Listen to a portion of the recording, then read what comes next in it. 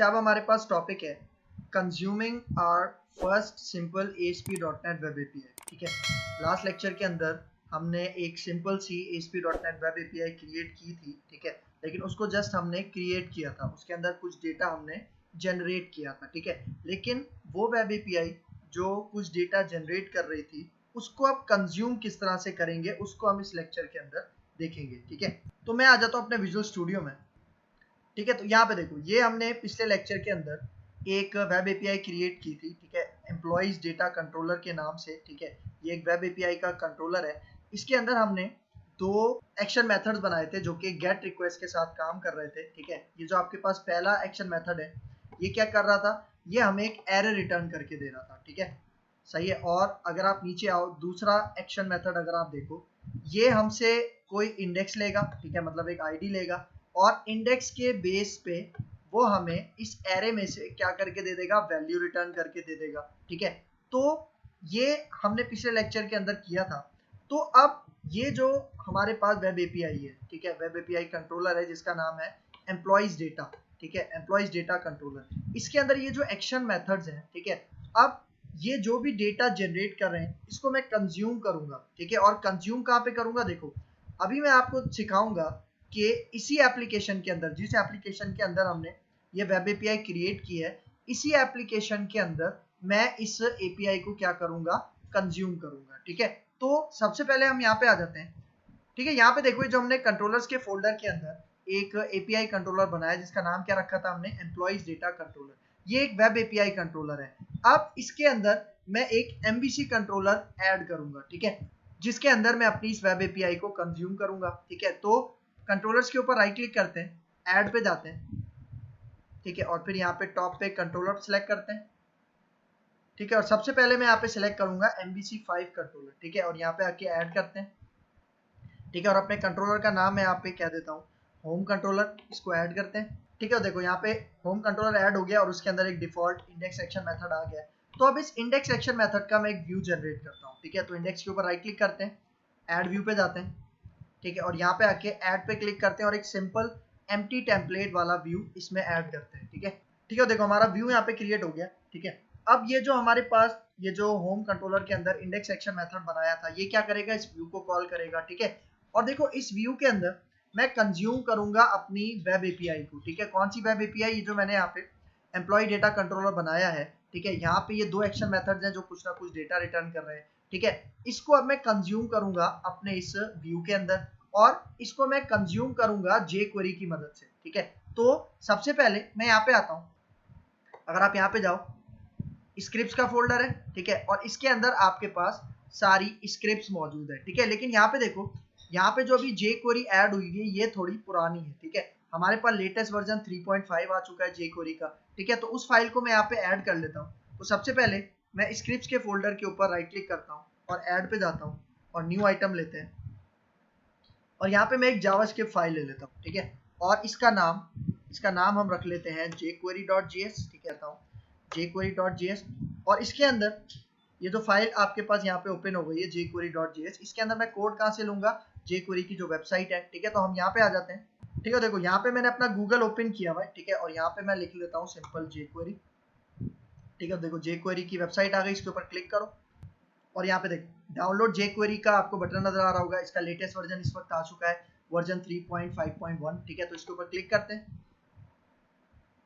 ठीक है, और यहाँ पे थोड़ा सा स्क्रॉल करके आप नीचे आओ, देखो यहाँ पे आपको नजर आएगा download the compress production jQuery। ठीक है, मतलब मुझे मिनिफाइड फाइल चाहिए तो मैं यहाँ पे एक कंप्रेस यूज कर लूंगा। इसके ऊपर क्लिक करते हैं तो इसका ये jQuery का सारा कोड आ जाएगा। ठीक है, तो मैं कंट्रोल A करता हूँ और कंट्रोल C करके इसको कॉपी करता हूँ। फिर यहाँ पे आते हैं, जो मैंने फाइल बनाई थी jQuery.js, इसके अंदर मैं पेस्ट करता हूँ। ठीक है, कंट्रोल V करते हैं और कंट्रोल S करके इसको हम सेव कर लेते हैं। ठीक है, और यहाँ पे आके इस फाइल को मैं क्लोज कर लेता हूँ। ठीक है, और इस फाइल को सबसे पहले हम ड्रैग एंड ड्रॉप कर लेते हैं। ठीक है, तो देखो यहाँ पे स्क्रिप्ट्स के फोल्डर में यहाँ पे देखो jQuery.js, इसको मैं ड्रैग एंड ड्रॉप कर लेता हूँ यहाँ इंडेक्स के ऊपर। ठीक है, क्योंकि अब ये जो मैंने अपनी वेब एपीआई बनाई थी, ये जो एम्प्लॉय डेटा कंट्रोलर के नाम से, ठीक है, इसका जितना भी डेटा मैं कंज्यूम करूंगा वो jQuery की मदद से करूंगा। ठीक है, तो सबसे पहले मैं यहाँ पे कुछ बटन्स बना लेता हूँ। ठीक है, ठीक है, तो मैं यहाँ पे इनपुट का टैग ओपन करता हूँ। ठीक है, और यहाँ पे मैं उसको टाइप दे देता हूँ, टाइप में यूज करूंगा बटन, ठीक है। और टेक्स्ट का नाम यहाँ पे होगा, ठीक है। इसकी वैल्यू हम सेट कर देते हैं, वैल्यू में मैं यहाँ पे क्या देता हूँ इसकी गेट एम्प्लॉइज, ठीक है। या हम क्या देते हैं गेट ऑल एम्प्लॉइज, ठीक है, सही है। और इस बटन को मैं आईडी भी दे देता हूँ, आईडी में क्या देता हूँ यहाँ पे इसको btn1, ठीक है। और उसके बाद जब मैं बटन के ऊपर क्लिक करूंगा, ठीक है, तो वो जितने भी एम्प्लॉइज हैं जिसका डेटा हमारे पास एम्प्लॉइज डेटा कंट्रोलर से आएगा, वो डिस्प्ले कहाँ पे करवाना है, वो मैं यहाँ पे डिस्प्ले करवाता हूँ, ठीक है। मैं एक यहाँ पे डिव क्रिएट करता हूँ, ठीक है। इस डिव को मैं यहाँ पे आईडी दे देता हूँ और आईडी में क्या देता हूँ शो डेटा, ठीक है, सही है। तो मतलब जैसे ही बटन के ऊपर क्लिक करूंगा, ठीक है, तो रिक्वेस्ट जाएगी यहाँ पे एपीआई कंट्रोलर के पास, ठीक है। और एपीआई कंट्रोलर का यहाँ पे ये वाला जो मेथड है, कौन सा, गेट एम्प्लॉइज, ये वाला मेथड चलेगा और वो सारा डेटा हमें यहाँ पे शो डेटा में डिस्प्ले करवा देगा, ठीक है। तो इस काम को करने के लिए सबसे पहले मैं यहाँ पे नीचे आता हूँ और स्क्रिप्ट का टैग हम ओपन करते हैं, ठीक है, सही है। jQuery मैंने यहाँ पे ऐड कर लिया। तो jQuery का बेसिक सिंटैक्स सबसे पहले हम क्या करते हैं, डॉलर, उसके बाद यहाँ पे डॉक्यूमेंट और फिर इसका फंक्शन यूज करते हैं रेडी, ठीक है। इसका मतलब जैसे ही हमारा डॉक्यूमेंट रेडी होगा तो एक फंक्शन चलेगा, ठीक है। तो यहाँ पे मैं एक फंक्शन बना लेता हूँ, ठीक है। और यहाँ पे इसकी बॉडी आ जाएगी, ठीक है, एंटर करते हैं, ठीक है, सही है। तो जैसे हमारा डॉक्यूमेंट रेडी होगा तो ये फंक्शन चलेगा और अब इस फंक्शन के ऊपर, ठीक है, जैसे ही रेडी फंक्शन चलेगा तो मैं यहाँ पे इस बटन की आईडी गेट करूंगा, ठीक है। तो मैं यहाँ पे कहता हूँ इस बटन की आईडी हमने क्या रखी है, इस बटन की आईडी रखी है हमने btn1। तो यहाँ पे आके मैं कहता हूँ हैश btn1, ठीक है। अब मैं कहता हूँ जैसे ही इसके ऊपर क्लिक होगा, ठीक है, जैसे ही इसके ऊपर क्लिक होगा तो एक और फंक्शन चलेगा, एनोनिमस फंक्शन चलेगा, ठीक है, सही है। यहाँ पे आके इस तरह से, ठीक है। और अब यहाँ पे देखो, अब यहाँ पे जब मैं इस एपीआई कंट्रोलर से डेटा गेट करूंगा, ठीक है, और ये कौन सा हमें डेटा रिटर्न करके देगा, ये एरे का डेटा रिटर्न करके देगा, ठीक है। तो देखो ये जो भी एरे का डेटा है ये मैं जेसॉन के अंदर गेट करूंगा, ठीक है, जेसॉन के अंदर गेट करूंगा। और इसके लिए हम यहाँ पे jQuery का एक मेथड यूज करते हैं, ठीक है, जिसको हम कहते हैं गेट जेसॉन, ठीक है। और यहाँ पे आके इसका मेथड ये ब्रैकेट्स ओपन कर लेते हैं और इसके पहले आर्गुमेंट में सबसे पहले आएगा यूआरएल, कौन से यूआरएल को हम हिट करेंगे, ठीक है। देखो अभी मैं अपने कौन से यूआरएल को हिट करूंगा, ठीक है, एपीआई और उसके बाद ये जो एम्प्लॉइज डेटा, इसको मैं हिट करूंगा। और जैसे ही मैं इसको हिट करूंगा ये क्या रिटर्न करेगा, गेट रिक्वेस्ट वाला मेथड, ठीक है, गेट एम्प्लॉइज, और ये हमें क्या रिटर्न कर देगा, एक एरे रिटर्न कर देगा, ठीक है। तो देखो अब मैं यहाँ पे आके क्या कहूंगा कि सबसे पहले एपीआई और उसके बाद हमारे इस एपीआई कंट्रोलर का हमने क्या नाम रखा है, एम्प्लॉइज डेटा। आपको पूरा नहीं देना, ठीक है, एम्प्लॉइज डेटा कंट्रोलर नहीं देना, आपने जस्ट क्या देना है यहाँ पे एम्प्लॉइज डेटा, ठीक है। तो ये क्या रिटर्न करेगा, ये हमें एरे रिटर्न करेगा ये वाला, और वो एरे मुझे जेसॉन के अंदर गेट करना है, ठीक है। तो अब देखो इसके सेकंड आर्गुमेंट के अंदर, पहले आर्गुमेंट में तो मैंने यूआरएल दे दी जिसको मैं हिट कर रहा हूँ, ठीक है। और उसके बाद मैं यहाँ पे फंक्शन, यहाँ पे क्या करता हूँ, एक और फंक्शन यहाँ पे ओपन करते हैं, इसकी बॉडी बना लेते हैं, ठीक है। तो देखो इस यूआरएल से, इस एपीआई से जो भी हमें डेटा मिलेगा वो कहाँ पे आके स्टोर हो जाएगा, ठीक है। मैं यहाँ पे एक पैरामीटर बनाता हूँ और इसका नाम रखता हूँ रिस्पॉन्स डेटा, ठीक है। तो मतलब जब मैं अपनी इस यूआरएल को हिट करूंगा तो ये हमें क्या रिटर्न करेगा, ये वाला एक्शन मेथड रिटर्न करेगा। और ये एक्शन मेथड क्या रिटर्न कर रहा है, ये एरे रिटर्न कर रहा है। इसका मतलब वो जो एरे है वो इस रिस्पॉन्स डेटा में आके स्टोर हो गया है, ठीक है। तो अब मुझे क्या करना है, अब मुझे इसको गेट करना है, ठीक है। तो ये एक एरे है, तो इसको गेट करने के लिए यहाँ पे मैं jQuery का ईच मेथड यूज करता हूँ, ठीक है। तो मैं यहाँ पे आके कहता हूँ डॉलर ईच, ठीक है। और ईच मेथड हम क्यों यूज करते हैं, देखो अगर ईच मेथड के बारे में किसी को नहीं पता तो हमारी jQuery की प्लेलिस्ट के अंदर आप ईच मेथड के बारे में देख सकते हो कि ये jQuery का ईच मेथड क्या होता है, ठीक है। तो यहाँ पे देखो ईच मेथड हम क्यों यूज करते हैं, जब भी हमें एलिमेंट्स को आइटरेट करवाना हो, ठीक है। तो यहाँ पे देखो इस रिस्पॉन्स डेटा के अंदर क्या है, एक एरे है, ठीक है। तो इसको वन बाय वन आइटरेट करवाना है, ठीक है। और इसके अंदर ये जितनी भी वैल्यूज हैं, ठीक है, एलिमेंट्स हैं, इनको मुझे गेट करना है, कंज्यूम करना है अपने इस व्यू के अंदर, ठीक है। ठीक है, देखो ईच के अंदर यहाँ पे जो पहला आर्गुमेंट है इसमें मैं यही पास कर दूंगा रिस्पॉन्स डेटा, ठीक है, क्योंकि जो भी डेटा रिस्पॉन्स डेटा के पास आ रहा है वही मैं ईच मेथड को पास कर रहा हूँ। और उसके बाद अब मैं यहाँ पे कॉमा लगाता हूँ और यहाँ पे मैं एक कॉल बैक फंक्शन यहाँ पे कॉल करता हूँ, ठीक है। सही है, ये ईच का फंक्शन होगा।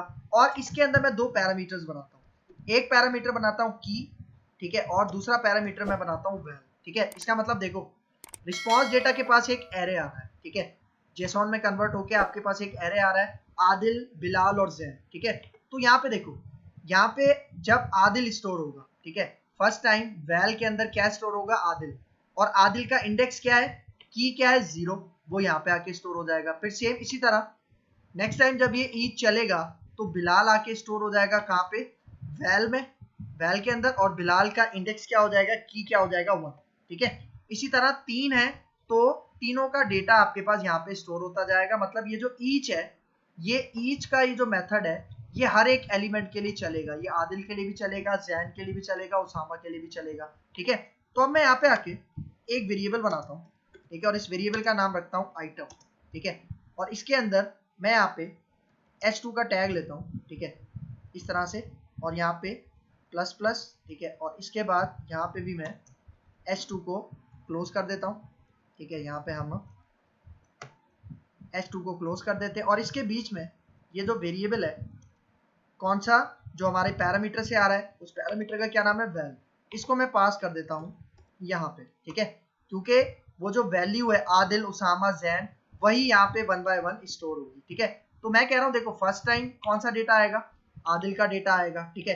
तो मैं कह रहा हूँ वैल के पास आदिल का डेटा आएगा और उसे मैं h2 के साथ कॉन्कैटिनेट करके कहाँ पे भेज रहा हूँ, आइटम के पास भेज रहा हूँ, ठीक है। और अब यही जो आइटम है इसको मुझे अपेंड कहाँ करवाना है, देखो मैंने यहाँ पे एक डिव बनाया था, ठीक है, जिसको मैंने आईडी क्या दी थी, शो डेटा, इस डिव के अंदर मुझे अपेंड करवाना है, ठीक है। तो अब नीचे आते हैं, ठीक है, यहाँ पे आके मैं कहता हूँ ये जो हमारे पास डॉलर आइटम है, ठीक है, इसको आप अपेंड कर दो, ठीक है, अपेंड टू।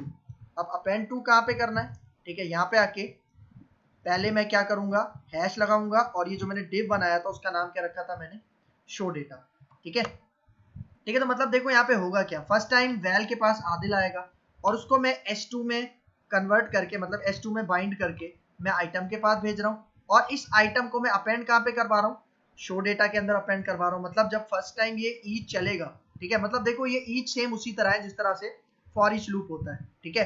तो मैं यहाँ पे क्या कर रहा हूँ कि जब फर्स्ट टाइम यहाँ पे आदिल आएगा तो आदिल h2 के अंदर बाइंड होके आइटम के अंदर स्टोर हो जाएगा, और इस आइटम को मैं कहाँ पे ऐड करवा दूंगा, अपने शो डेटा के डिव के अंदर, ठीक है, जो कि यहाँ पे आपको नजर आ रहा है इस बटन के नीचे, ठीक है। फिर सेम इसी तरह ये ईच दोबारा चलेगा और वैल में सेकंड टाइम क्या आके स्टोर हो जाएगा, बिलाल स्टोर हो जाएगा, ठीक है, बिलाल यहाँ पे आ जाएगा वैल के अंदर, ठीक है, और फिर यहाँ पे मैं उसको आइटम के अंदर स्टोर करवा दूंगा, ठीक है। फिर उसी आइटम को दोबारा मैं डिव के अंदर अपेंड करवा दूंगा, ठीक है। तो डिव के अंदर पहले आदिल का डेटा अपेंड हुआ था, फिर आपके पास बिलाल का डेटा अपेंड हो जाएगा, और फिर लास्ट में जैन का डेटा अपेंड हो जाएगा, ठीक है, सही है। और ये सारा काम कब होगा, जब मैं अपने बटन के ऊपर क्लिक करूंगा तो ये वाला सारा काम परफॉर्म होगा, ठीक है। तो अब यहाँ पे आते हैं, ये जो बटन है और इसके नीचे ये जो डिव है, ठीक है, इसके दरमियान मैं एक br का टैग ले लेता हूँ ताकि स्पेस आ जाए, ठीक है। और अब यहाँ पे आके रन करते हैं और रिजल्ट देखते हैं कि हमारे पास रिजल्ट क्या आता है, ठीक है। देखो बटन नजर आ रहा है आपको यहाँ पे, ठीक है, गेट ऑल एम्प्लॉइज, और इसी के नीचे मैंने डिव बनाया हुआ था। तो देखो जैसे ही मैं गेट ऑल एम्प्लॉइज के ऊपर क्लिक करता हूँ तो देखो डेटा आ गया आपके पास। अब ये डेटा आपके पास कहाँ से आ रहा है, ये आ रहा है उस वेब एपीआई में से, एम्प्लॉइज डेटा कंट्रोलर की जो वेब एपीआई बनाई थी वहां से डेटा आ रहा है, ठीक है। तो यहाँ पे अभी देखो, अभी अगर मैं इस गेट ऑल एम्प्लॉइज के ऊपर क्लिक करता जाऊंगा तो देखो इसके अंदर उसी डिव के अंदर डेटा अपेंड होता जाएगा। तो मैं यहाँ पे क्या कहता हूँ, मैं कहता हूँ कि भाई यहाँ पे एक बटन हो, ठीक है, क्लियर का, उस क्लियर के बटन के ऊपर क्लिक करूँ तो ये जो मेरे पास शो डेटा वाला डिव है ये क्या हो जाए, हाइड हो जाए, क्लियर हो जाए, ठीक है। तो इसके लिए मैं यहाँ पे आता हूँ, इसके लिए मैं इसी के नीचे एक बटन यहाँ पे बना लेता हूँ, इसी को हम कॉपी करते हैं, ठीक है, यहाँ पे आके पेस्ट करते हैं और इसका नाम मैं कहता हूँ btn2, ठीक है। और यहाँ पे मैं इस बटन का नाम कर देता हूँ क्लियर, ठीक है। और अब यहाँ पे आके मैं कह रहा हूँ कि जैसे ही मेरा डॉक्यूमेंट रेडी होगा, ठीक है, तो मैं चेक करता हूँ कि अगर इस बटन के ऊपर क्लिक हुआ है, कौन से बटन के ऊपर, जिसका मैंने नाम रखा है अभी btn2, ये क्लियर का बटन है।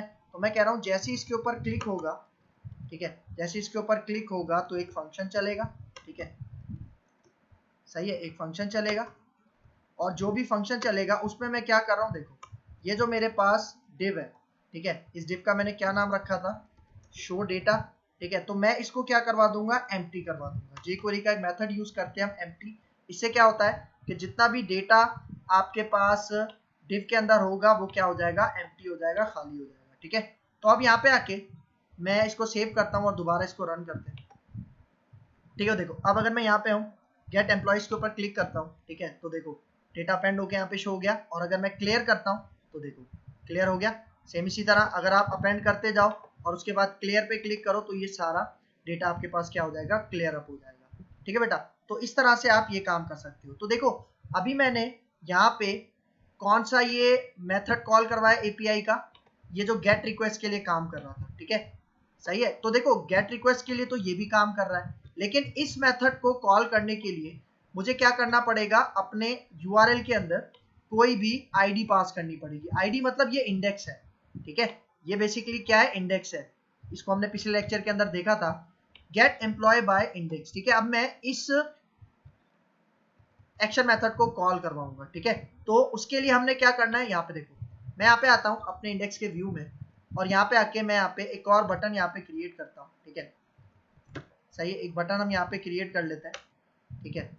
और इस बटन को मैं आईडी दे देता हूँ बटन 3 btn3, ठीक है। और यहाँ पे मैं कहता हूँ इस बटन का नाम हम कहते हैं गेट एम्प्लॉय बाय आईडी, ठीक है, सही है। और अब यहाँ पे आते हैं, अब उसी तरह से मैं सबसे पहले इस बटन के ऊपर चेक करवाता हूँ कि इस बटन के ऊपर क्लिक हुआ है, ठीक है। तो सबसे पहले हम क्या करेंगे, यहाँ पे मैं कहता हूँ डॉलर, ठीक है। और इसके बाद इस बटन को मैंने आईडी क्या दी है, btn3। तो मैं यहाँ पे कहता हूँ जैसे ही इसके ऊपर क्लिक होगा, ठीक है, क्लिक होगा तो एक फंक्शन चलेगा, एनोनिमस फंक्शन, ठीक है, ठीक है, एनोनिमस फंक्शन चलेगा। और उसके बाद अब मैं वही गेट जेसन वाला मेथड यूज करूंगा। तो मैं यहाँ पे कहता हूँ गेट जेसन, ठीक है। और अब मैं यहाँ पे कौन से यूआरएल को हिट करूंगा, मैं अब अपना ये जो एपीआई कंट्रोलर है, ठीक है, इसके इस एक्शन मेथड को कॉल करवाऊंगा, ठीक है। कैसे कॉल करवाऊंगा यहाँ पे देखना, ठीक है। गेट जेसन के पहले आर्गुमेंट के अंदर हमारे पास पाथ आ जाता है, ठीक है, यूआरएल आ जाता है जिस यूआरएल को मैं हिट कर रहा हूँ। तो मैं यहाँ पे कहता हूँ एपीआई, ठीक है, और यहाँ पे एम्प्लॉइज डेटा, ठीक है, एम्प्लॉइज डेटा यहाँ पे पास कर दिया।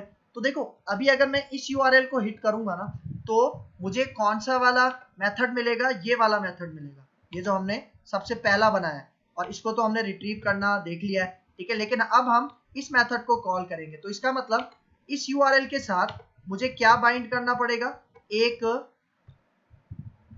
पैरामीटर बाइंड करना पड़ेगा, मतलब आईडी बाइंड करना पड़ेगा। और वो आईडी कहाँ से आएगी, देखो मैं यहाँ पे आता हूँ, मैं यहाँ पे एक टेक्स्ट बॉक्स बना लेता हूँ, ठीक है। ये जो हमारे पास गेट एम्प्लॉय बाय आईडी है, ठीक है, मैं यहाँ पे br का टैग ले लेता हूँ, ठीक है। और अब यहाँ पे मैं एक टेक्स्ट बॉक्स बनाता हूँ, ठीक है। तो उसके लिए हम इनपुट यूज कर लेते हैं और टाइप हम कह देंगे यहाँ पे टेक्स्ट, ठीक है। और इसका प्लेस होल्डर मैं सेट कर देता हूँ और प्लेस होल्डर के अंदर मैं कह देता हूँ एंटर एम्प्लॉय आईडी, ठीक है। और इसको मैं आईडी दे देता हूँ, इस टेक्स्ट बॉक्स को मैं आईडी दे देता हूँ txt, ठीक है, ठीक है। मतलब जो भी आईडी वो इस टेक्स्ट बॉक्स में टाइप करेगा, ठीक है, उसको मैं एक वेरिएबल में गेट करता हूँ। तो देखो मैं यहाँ पे आता हूँ, ठीक है, देखो जैसे ही बटन 3 के ऊपर क्लिक होगा, ठीक है, तो सबसे पहले मैं यहाँ पे एक वेरिएबल बनाता हूँ और इसका नाम मैं रख देता हूँ आईडी, ठीक है। और इसका डेटा कहाँ से आएगा, देखो ये जो मैंने अभी टेक्स्ट बॉक्स बनाया है उसको आईडी मैंने क्या दी थी, txt, ठीक है। तो मैं यहाँ पे वैल का मेथड यूज करता हूँ, jQuery का वैल का मेथड यूज करता हूँ। ये क्या करेगा, हमारे इस टेक्स्ट बॉक्स की जो भी वैल्यू होगी उसको गेट करेगा और आईडी के वेरिएबल में स्टोर करवा देगा, ठीक है। और अब ये जो यूआरएल है इसके साथ मैं क्या कॉन्कैटिनेट करूंगा, देखो मैं यहाँ पे प्लस लगा के इसके साथ कॉन्कैटिनेट कर देता हूँ आईडी, ठीक है, सही है। तो मतलब अब देखो मैंने आईडी कॉन्कैटिनेट कर दी, ठीक है, आईडी कॉन्कैटिनेट कर दी। इसका मतलब है अब कौन सा एक्शन मेथड कॉल होगा, ये वाला एक्शन मेथड कॉल होगा। और आईडी कहाँ पे जाके स्टोर हो जाएगी, इस वेरिएबल में जाके स्टोर हो जाएगी। और वो आईडी बेसिकली क्या होगा, इंडेक्स होगा, ठीक है। जो भी मैं इंडेक्स नंबर पास करूंगा, ठीक है, तो उस इंडेक्स नंबर की मदद से हमें यहाँ पे माई एम्प्लॉइज के ऊपर अगर मैं 0 पास करूंगा तो माई एम्प्लॉइज पे मुझे आदिल रिटर्न हो जाएगा, अगर मैं 1 पास करूंगा तो मुझे बिलाल रिटर्न हो जाएगा, ठीक है।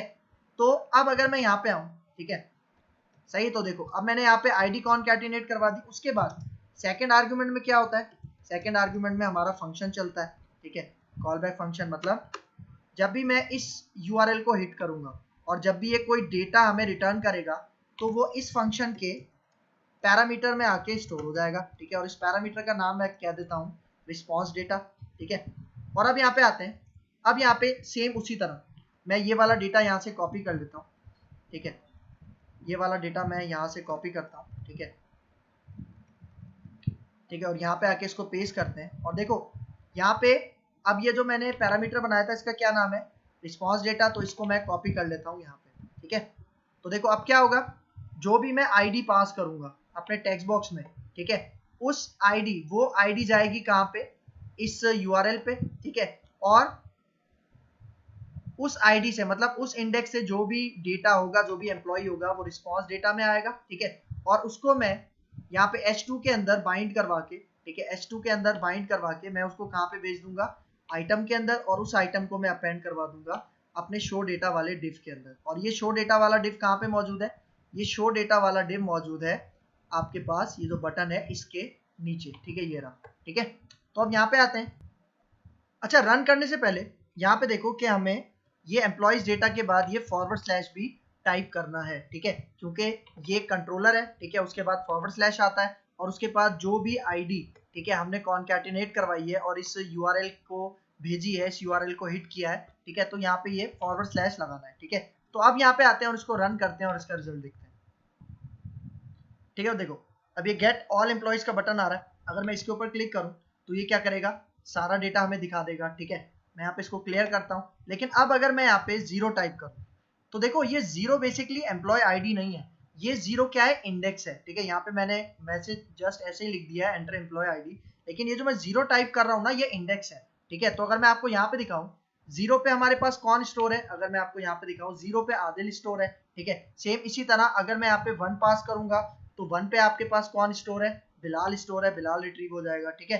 तो अगर मैं यहाँ पे आके आदिल रिट्रीव करूँ, मैं 0 देता हूँ और गेट एम्प्लॉइज बाय आईडी पे क्लिक करता हूँ, तो देखो जैसे ही क्लिक किया आपके पास यहाँ पे देखो क्या हो रहा है, आदिल रिट्रीव हो रहा है, ठीक है। इसको क्लियर करते हैं, ठीक है। और फिर अगर मैं यहाँ पे 1 टाइप करूँ और गेट एम्प्लॉय बाय आईडी पे क्लिक करूँ तो देखो बिलाल प्रिंट हो रहा है। और सेम इसी तरह अगर मैं 2 टाइप करूँ तो यहाँ पे क्या प्रिंट होगा, जैन, क्योंकि मैंने अपेंड टू का मेथड यूज किया हुआ था। डेटा रिट्रीव करोगे चाहे गेट एम्प्लॉय से करो, ठीक है, चाहे आप इस टेक्स्ट बॉक्स के थ्रू करो, गेट एम्प्लॉय बाय आईडी के थ्रू करो, वो क्या करेगा, इसके अंदर अपेंड करता जाएगा, ठीक है। तो क्लियर करके आप क्या कर सकते हो, इसको रिमूव कर सकते हो, ठीक है बेटा, ठीक है। तो इस तरह से वो जो हमने एक सिंपल सी वेब एपीआई लास्ट लेक्चर के अंदर क्रिएट की थी, उसको हमने अपनी इसी एमवीसी एप्लीकेशन के अंदर jQuery की मदद से क्या कर लिया, कंज्यूम कर लिया, ठीक है। jQuery की मदद से हमने अपनी सिंपल सी वो जो ASP.NET वेब एपीआई बनाई थी उसको अपने व्यू के अंदर jQuery की मदद से हमने कंज्यूम किया, ठीक है। तो आगे जाके ये तो अभी जस्ट मैंने बहुत सिंपल सी आपको ASP.NET वेब एपीआई बनाना सिखाई है ताकि आपको कॉन्सेप्ट क्लियर हो जाए कि किस तरह से बनती है और किस तरह से उसको कंज्यूम किया जाता है। आगे जाके हम डिफरेंट टास्क परफॉर्म करेंगे ASP.NET वेब एपीआई की मदद से, ठीक है। क्लियर है यहाँ तक?